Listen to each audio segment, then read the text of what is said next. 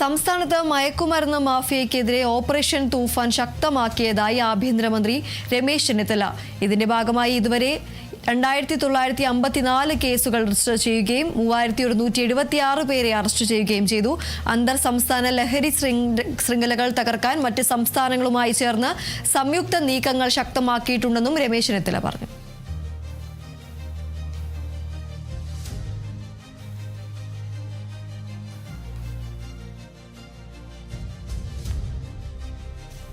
നിലവിലെ സംസ്ഥാന സർക്കാർ അധികാരത്തിൽ വന്ന ശേഷം ലഹരി മരുന്നുകളുടെ കടത്ത്, സംഭരണം, വിപണനം, ഉപയോഗം എന്നിവ ഫലപ്രദമായി നിയന്ത്രിക്കുന്നതിനായി കേരള പോലീസ്, എക്സൈസ്, വിദ്യാഭ്യാസം, ആരോഗ്യം എന്നീ ഡിപ്പാർട്ട്മെന്റുകളുടെ സഹകരണത്തോടെ operation Toofan the narco hunt പദ്ധതിയുടെ ഭാഗമായി ശക്തമായ നിയമ നടപടികളാണ് സ്വീകരിച്ചു വരുന്നത്.